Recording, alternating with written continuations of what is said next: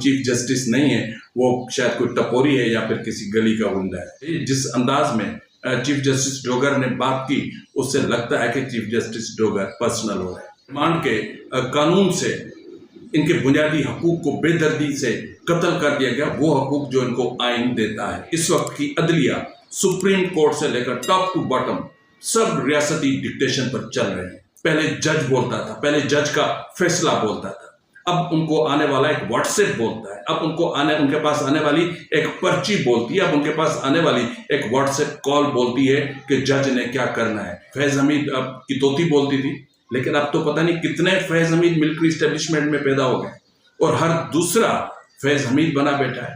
اب تو میرے خیال میں کہ جو ایریا کمانڈرز ہیں یا جو ونگ کمانڈرز ہیں اور جو کور کمانڈرز ہیں، اب وہ بھی فیض حمید بن گئے، عدلیہ کو نچا رہے ہیں اور ججز ناچ رہے ہیں۔ ایک تھریٹ الرٹ موصول ہوا ہے حکومت کو، اس پر حکومت کی دوڑیں لگی ہوئی ہیں۔ بلوچ فریڈم فائٹرز نے ریاست کو پسپا کرنے کے لیے خطرناک حکمت عملی بنا لی ہے۔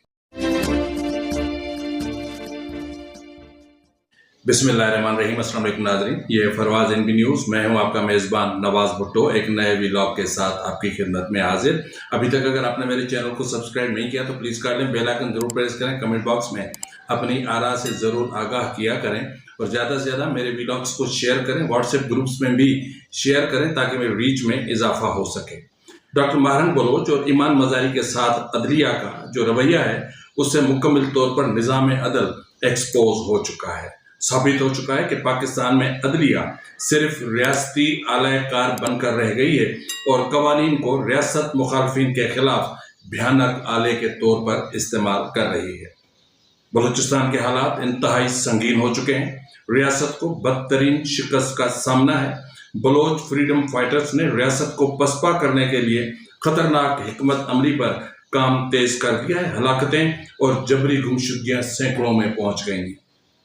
ایک تھریٹ الرٹ نے بلوچستان حکومت کی دوڑیں لگوا دی ہیں۔ ہر طرف افراتفری اور بڑے حملوں کا خطرہ۔ حملہ کہاں ہو سکتا ہے، کب ہو سکتا ہے اور نشانہ کون ہو سکتا ہے، اس کی تفصیلات آج کے ویلاگ میں آپ کے سامنے رکھوں گا۔ لیکن اس سے پہلے ایک چھوٹی سی گزارش میں آپ کی خدمت میں ضرور رکھنا چاہوں گا۔ پاکستان کا قرضہ تقریباً 94 ٹریلین 94 کھرب سے بھی زیادہ بڑھ چکا ہے۔ اسٹیٹ بینک کے مطابق حکومت روزانہ 25 ارب روپے قرضہ لے رہی ہے۔ قانون کے حساب سے قرضہ GDP کا 50% ہونا چاہیے، جبکہ اس وقت قرضہ GDP کا 80% ہو چکا ہے۔ لیکن ہمارے ملک کا ایک نام نہاد وزیر اعظم غیر ملکی دوروں میں مصروف ہے۔ ملک ڈوب رہا تھا، پنجاب ڈوب رہا تھا اور نام نہاد وزیر اعظم SCO میں بیٹھا تھا۔ دریا ٹوٹ رہے تھے، انڈیا آبی دہشت گردی کر رہا تھا اور ہمارا وزیر اعظم SCO میں بیٹھا ہوا تھا۔ پنجاب ڈوب گیا، پھر کراچی ڈوب گیا، لاکھوں ہزاروں لوگ بے گھر ہو گئے، لاکھوں بستیاں ہزاروں بستیاں ڈوب گئیں اور لوگ بے سہارا بیٹھے ہیں، ان کے پاس کھانے کے لیے کچھ نہیں ہے، لیکن ہمارے ملک کا وزیر اعظم قطر بیٹھا ہوا ہے۔ یہ عجیب ہمارے ملک کا وزیر اعظم ہے کہ جس کے ملک کی معیشت تباہ ہو رہی ہے، قرضے کی شرح میں حیران کن طور پر اضافہ ہو رہا ہے، غربت اور بے روزگاری بڑھ رہی ہے، لیکن ہمارے ملک کا وزیر اعظم ایک نام نہاد وزیر اعظم غیر ملکی دوروں کا ریکارڈ قائم کرنا چاہ رہا ہے۔ افسوس کی بات ہے، سوچنا چاہیے کہ جس ملک کے حالات اس قدر بگڑ چکے ہوں کہ وہاں پر کہ اس ملک کے وزیر اعظم کو سب کچھ کینسل کر کے اور اپنے ملک کے عوام کے ساتھ کھڑے ہونا چاہیے، لیکن ایسا نہیں ہے۔ قطر کے ساتھ اسرائیل کا معاملہ کوئی اتنا بڑا معاملہ نہیں تھا، یہ ان کا اپنا معاملہ تھا، لیکن وزیر اعظم یہ کام ایک فون پر بھی کر سکتے تھے کہ عوام کو مشکل گھڑی میں تنہا چھوڑ کر اور خود غیر ملکی دور میں۔ اب ہونا تو یہ چاہیے کہ ان کا جو وزیر اعظم ہاؤس ہے یہ کیمپ آفس ہو اور جو جہاز ہے ان کا وہ مستقل پرائم منسٹر ہاؤس بنا دیا جانا چاہیے۔ اس وقت آپ کو پتا ہے کہ اسلام آباد میں بلوچ خواتین بیٹھی ہیں دھرنے پر اور آج ان کا 58واں روز ہے۔ وہ 58 روز سے بیٹھی ہیں اور وہاں پر ریاستی جبر اور اس کے علاوہ ایڈمنسٹریشن کا جو وہاں پر جبر ہے، بدتمیزیاں ہیں، وہ بھی برداشت کر رہے ہیں اور لوگوں کے باتیں، تانے اور موسم کی سختیوں کو، ہر چیز کو برداشت کر رہے ہیں۔ لیکن اس حوالے سے آج ایک ٹویٹ میرے سامنے آیا، ایک بہت اہم ٹویٹ ہے اور ایک مختصر سا ٹویٹ ہے۔ اس میں जो धरने पर बैठी हैं खवातीन, उनके पूरे दर्द को उंडेल दिया गया है। बलूचिस्तान में लातादाद खानदान टूट फूट का शिकार हो चुके हैं, जिनके पास सिर्फ दर्द और अपने लापता प्यारों की यादें रह गई हैं। बोलने की हिम्मत करने वाले अक्सर खुद ही शिकार बन जाते हैं। पूरे देहात को जला दिया गया है और हर रिहायशी अगला हदफ बनने के साए में रहता है। तू तक का सानिया कोई दूर की तारीख नहीं। हमने इन मजालिम का मुशाहदा किया और अब बाकी आवाज़ें खामोश होते ही जख्म फिर से खुल गए हैं। लोगों के लिए यूसुफ जो नुकसान का एक तवील ना ख़त्म होने वाली कहानी में एक और बाप की नुमाइंदगी करता है, लेकिन अपने वालिद के लिए वो गायब होने वाला चौथा बेटा है और अपने ख़ानदान के लिए वो 18वां प्यारा है जो बगैर किसी निशान के गायब हो चुका है।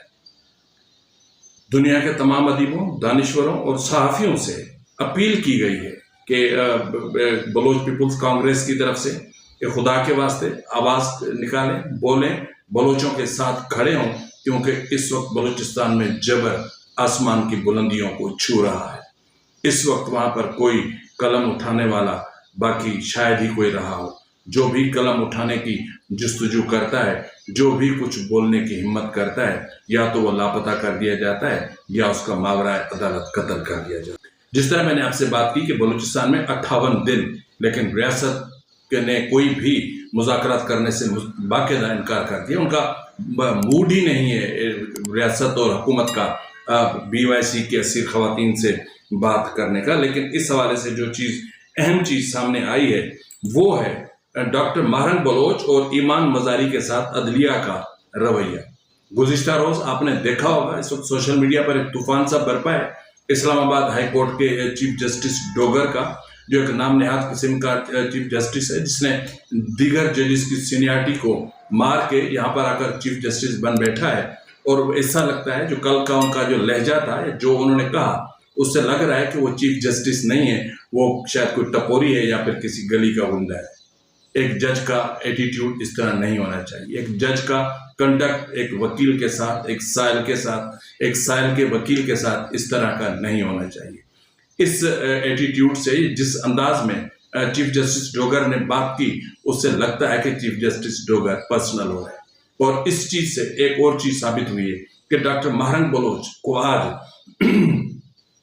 आज जिस तरह डॉक्टर माहरंग बलोच को अदालत में पेश कर लेगा, लेकिन इससे पहले कि मैं डॉक्टर माहरंग बलोच के हवाले से बात करूं, अपने नाज़रीन से मैं दिली तौर पर माजरत खा हूं, दिल से मैं माफ़ी चाहता हूं कि गुज़िश्ता रोज़ मैंने डॉक्टर माहरंग बलोच की पेशी के हवाले से मिसकैलकुलेशन मुझसे हो गई थी।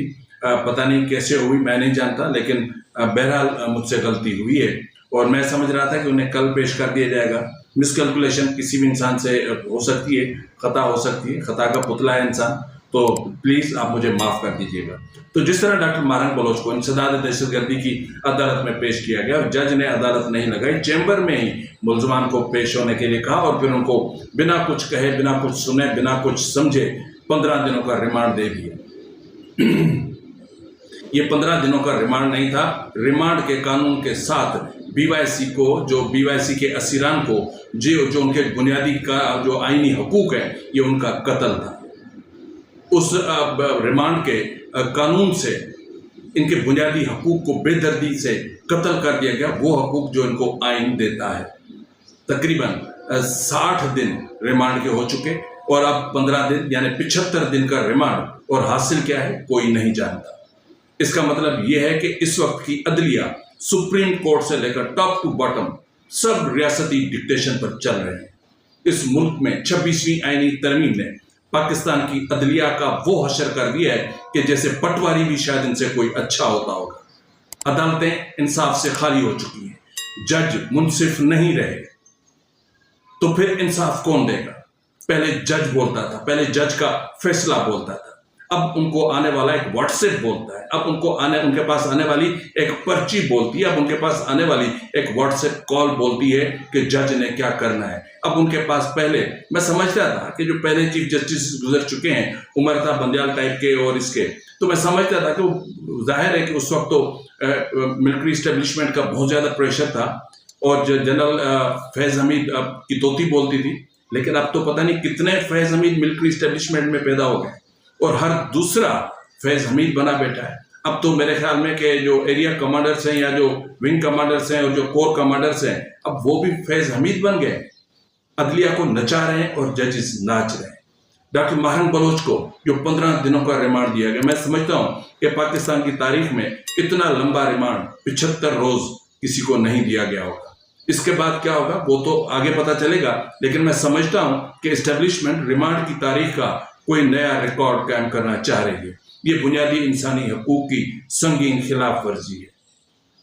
یہ بلوچ قیادت کے ساتھ ناانصاف، یہ صنفی تفریق ہے، صنفی تفریق کہوں یا کیا کہوں، زبانی تفریق ہے، یعنی بلوچ ہیں اس لیے ان کو دبا دو، کیونکہ بلوچستان میں تو کوئی حکومت ہے ہی نہیں نا، بلوچستان میں تو کوئی نظام ہے ہی نہیں، بلوچستان میں تو آئین ہی معطل ہے، بلوچستان میں تو ایک نام نہاد قسم کی کٹ پتلی، ایک ربر اسٹیمپ ایک حکومت بیٹھی ہے، جس کے پاس تو صرف یہ اختیارات ہیں کہ ان کے پاس جو ڈیولپمنٹ کا بجٹ آئے گا یا جو NFC سے پیسے آئیں گے یا جو ریونیو جنریٹ ہوگا اس سے کتنی کرپشن کرنی ہے، تو پھر دوسروں کے گریبانوں میں ہاتھ ڈالتے۔ عدلیہ ایکسپوز ہو چکی ہے، مکمل طور پر ایکسپوز ہو چکی ہے۔ ججز کا بیہیویئر ثابت کر چکا ہے کہ ججز اب نظام عدل ختم ہو چکا ہے۔ پاکستان میں عدل نام کی اب کوئی چیز نہیں رہی، جہاں ججز ایک دوسرے کے گریبانوں میں ہاتھ ڈالیں، ایک دوسرے پر شکوک و شبہات کا اظہار کریں اور ایک دوسرے کے اختیارات کو چیلنج کریں اور ایک دوسرے کو 26ویں آئینی ترمیم کا بینیفیشری قرار دیں، اور پھر سیکیورٹی کمیٹی اپنا جو ہوتی ہے، اپنا اس کی جو سپریم کورٹ کی جو کمیٹی بنی ہوئی ہے، اس کے حساب سے اگر وہاں پر کئی سارے سوال اٹھا دیں تو پھر اس کے بعد کیا بچ جاتا ہے؟ کچھ نہیں بچتا۔ عدالتیں مکمل طور پر اپنا وجود کھو بیٹھی ہیں۔ جو اپنے وجود کا دفاع نہیں کر سکتی وہ آئین کا دفاع کیا کریں گی، اور جو عدالتیں آئین کا دفاع نہیں کر سکتی وہ عوام کا دفاع کیا کریں گی۔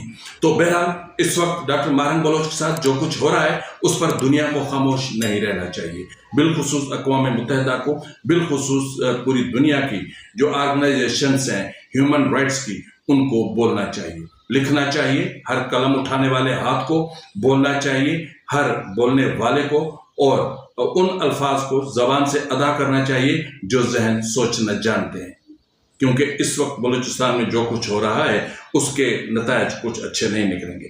اس وقت جس طرح میں نے آپ سے کہا کہ ایک تھریٹ الرٹ موصول ہوا ہے حکومت کو، اس پر حکومت کی دوڑیں لگی ہوئی ہیں، اور اس وقت ایسا لگ رہا ہے کہ جیسے ہر طرف افراتفری ہے، ہر ادارے کو پروٹیکٹ کرنے کی کوشش کی جا رہی ہے، بالخصوص ریاستی دفاتر کو مطلب تحفظ فراہم کرنے کے لیے ہر ممکن اقدامات کیے جا رہے ہیں، ایک سخت سیکیورٹی کی جا رہی ہے، لیکن ان کو پتہ نہیں ہے کہ جنہوں نے حملہ کرنا ہے وہ انہوں نے وہاں حملہ نہیں کرنا جہاں آپ نے سیکیورٹی ٹائٹ کر رکھی ہے۔ میری اطلاعات کے مطابق سچویشن کچھ تبدیل ہو چکی ہے۔ سچویشن کس طرح تبدیل ہوئی وہ میں آپ کو اگلے حصے میں بتا دیتا ہوں، لیکن اس تھریٹ الرٹ کو بنیاد بنا کر ممکن ہے کہ آنے والے کل تک یا پرسوں تک بلوچستان میں ایک بار پھر انٹرنیٹ کی بندش کا سامنا ہمیں کرنا پڑ سکتا ہے۔ تو اس طرح میں نے آپ سے کہا کہ بلوچستان میں ہر طرف جو سچویشن ہے وہ آؤٹ آف کنٹرول ہو چکی ہے، بلوچستان کے حالات انتہائی سنگین ہو چکے ہیں، ریاست کو بدترین شکست کا سامنا ہے۔ بلوچ فریڈم فائٹرز نے ریاست کو پسپا کرنے کے لیے خطرناک حکمت عملی بنا لی ہے۔ اب وہ جو خطرناک قسم کی حکمت عملی ہے وہ کیا ہو سکتی ہے وہ میں آپ کو بتاتا ہوں، لیکن اس وقت میں آپ کو بتا دوں کہ بلوچستان میں جنوری سے لے کر جولائی 2025 تک کم و بیش 926 افراد کو جبری طور پر لاپتہ کیا گیا، اور کم و بیش 150 سے زائد ماورائے عدالت قتل ہوئے جولائی تک۔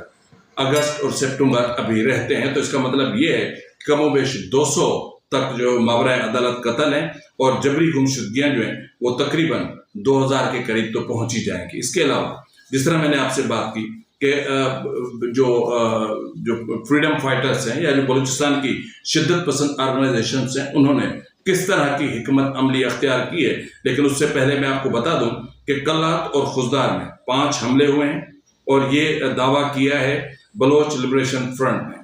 انہوں نے کہا ہے کہ کلات اور خزدار میں 5 حملوں میں مسلح افواج کے 11 اہلکاروں کو ہلاک کیا ہے. یہ BLA کا دعویٰ ہے. ٹھیک ہے, BLA کی معذرت. بلوچ لبریشن آرمی کے سرمچاروں نے کلات اور خوزدار میں پاک فوج کے مختلف مقامات پر 5 حملوں میں ان کو نشانہ بنایا گیا.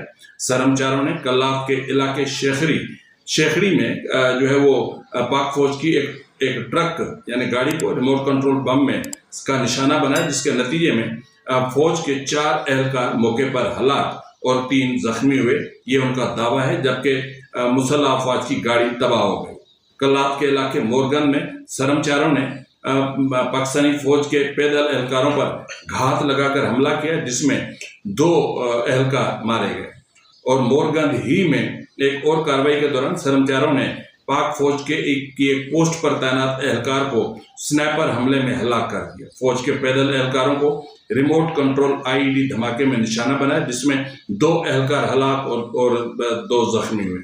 خوزدار کے علاقے زہری انجیرا میں مسلح افواج کی بم ڈسپوزل اہلکاروں کو ریموٹ کنٹرول IED حملے میں نشانہ بنایا گیا, جس کے نتیجے میں 2 اہلکار مارے گئے. اور BLA ان تمام کارروائیوں کی ذمہ داری قبول کر چکا ہے.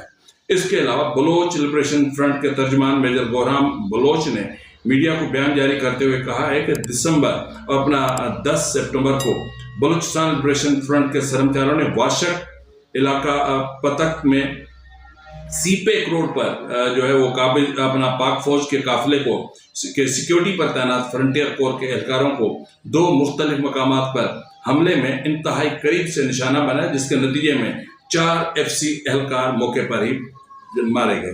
گزشتہ روز زہری میں ہونے والے حملے میں پاک فوج کی 3 گاڑیاں مکمل طور پر تباہ ہوئیں. ان میں سے 2 گاڑیاں ابھی بھی ذوالفقار آباد کے مقام پر کھڑی ہیں. عینی شاہدین کا کہنا ہے کہ جل کر راکھ ہونے والی ایک ٹرک کے اندر 2 اہلکاروں کے لاش پڑے ہیں. مسلح افواج نے جھاؤ کے علاقے لک مچھی چڑھائی میں آواران تا بیلا مرکزی شاہراہ پر کام کرنے والی تعمیراتی کمپنی پر حملہ کیا اور 1 درجن سے زائد مشینری جو کروڑوں روپے مالیت کی تھی اس کو تباہ کر دیا. ان تمام حالات کو جب دیکھتے ہیں تو ایسا لگتا ہے کہ جیسے بلوچستان میں ایک بھیانک جنگ چھڑی ہوئی ہے, ہر طرف حملے ہی حملے ہو رہے ہیں. تو جس طرح میں نے آپ سے کہا کہ بلوچستان کی فریڈم فائٹرز ہیں یا ان کو شدت پسند کہیں یا کچھ بھی, انہوں نے اپنے حکمت عملی تبدیل کی. پچھلے 2 3 پروگرامز میں میں نے آپ کو بتایا تھا کہ بلوچستان میں ڈیتھ اسکواڈ جس طریقے سے کام کر رہے ہیں, بنیادی طور پر یہ ڈیتھ اسکواڈ وہ ہیں جو انہی شدت پسند آرگنائزیشنز کے وہ لوگ ہیں جنہوں نے سرنڈر کیا تھا. اب یہ جو سرنڈر شدہ لوگ ہیں انہوں نے بلوچستان میں تباہی مچا رکھی تھی ہر طرف. تو اب یہ حکمت عملی یہ تبدیل ہوئی ہے کہ جو شدت پسند ہے فریڈم فائٹرز ہیں, انہوں نے پہلے ان ڈیتھ اسکواڈ کے کارندوں کو واصل جہنم کرنے یا پھر ان کو ختم کرنے کا جو ہے وہ پہلا یہ حکمت عملی بنائی کہ پہلے ان کو ختم کیا جائے. تو اس حوالے سے دیکھا جائے تو خاران میں ڈیتھ اسکواڈ کے ایک ٹھکانے پر حملہ کیا گیا, جس میں 4 کارندے موت کے گھاٹ اتار دیے گئے, جبکہ 5 کارندوں کو حراست میں لیا گیا. حملے میں ہلاک ہونے والے ڈیتھ اسکواڈ کے کارندوں کی شناخت جنگی خان, سید خان, حسرت اور ثناء اللہ کے ناموں سے ہوئی ہے, جبکہ جن 5 افراد کو حراست میں لیا گیا ہے ان کے حوالے سے ابھی تک کچھ پتہ نہیں چلا. جبکہ خوزدار کے علاقے ناک بازار میں سے آج صبح 11 بجے نامعلوم موٹر سائیکل سوار مسلح افراد نے ڈیتھ اسکواڈ کے اہم سرگنا میر الہی بخش سمالانی عرف پلو کو گرفتار کر کے اپنے ساتھ لے گئے. علاقائی ذرائع کے مطابق مذکورہ شخص متعدد بلوچ فرزندان کے قتل اور جبری گمشدگیوں میں براہ راست ملوث رہا ہے. آپ نے دیکھا ہوگا کہ تقریباً پچھلے ہفتے اس سے پہلے ایک اور ڈیتھ اسکواڈ کا کارندہ تھا, میرے خیال میں ممتاز اس کا نام تھا, اس کے ٹھکانے پر بھی حملہ کیا گیا تھا جس میں ڈیتھ اسکواڈ کے 4 کارندوں کو مار دیا گیا تھا. اور پچھلے 1 ہفتے سے اس سلسلے میں مزید شدت آئی ہے اور ڈیتھ اسکواڈ سے منسلک لوگوں کو ڈھونڈ کر جو ان کو قتل کیا جا رہا ہے. تو دیکھیں مسئلہ یہ ہے کہ اس وقت جس طرف بلوچستان کو لے کر جایا جا رہا ہے اس میں ایک طریقہ کیا کہوں میں کہ میری سمجھ میں نہیں آتا کہ یہ جو ایک پتہ نہیں کس مٹی کی بنی ہوئی یہ ریاست جو جبر کے علاوہ کوئی بات نہ سننا جانتی ہے نہ سمجھنا جانتی, پر ان کا بھی حق قصور نہیں ہے. مسئلہ یہ کہ جنہوں نے عدلیہ کو فتح کر لیا ہو, جنہوں نے پارلیمان کو فتح کر لیا ہو, جنہوں نے نصف وزارتوں کو فتح کر رکھا ہو تو ان کے دماغ میں کیا ہوگا؟ جو ملک میں 200 سے زیادہ بزنسز کر رہے ہوں ان کے ذہنوں میں اور کیا ہوگا؟ وزیر اعظم، اچھا حیرت کی بات یہ ہے کہ گزشتہ روز میں دیکھ رہا تھا کہ جو اہم وزراء تھے وہ پیچھے کھڑے ہوئے تھے اور 22 گریڈ کا چیف آف آرمی اسٹاف آگے کھڑا ہوا تھا۔ اس سے بڑھ کر ہمارے ملک کی جو حکومت ہے یہ ان کے لیے شرم کی بات کیا ہو سکتی ہے کہ ایک ملازم کو جو پیچھے کھڑا ہونا چاہیے تھا وہ وزیر کی برابری نہیں کر سکتا۔ خیر وہ تو وزیر اعظم کی برابری بہت دور کی بات ہے، لیکن وزیر اعظم جب خود ایک نام نہاد اور ایک کٹ پتلی اور ایک چنتخب اور ایک نااہل ترین ہو تو پھر کیا کر سکتے ہیں؟ فی الوقت کے لیے اتنا ہے، ملتے ہیں اگلے پروگرام میں، تب تک اجازت دیجیے، فی امان اللہ۔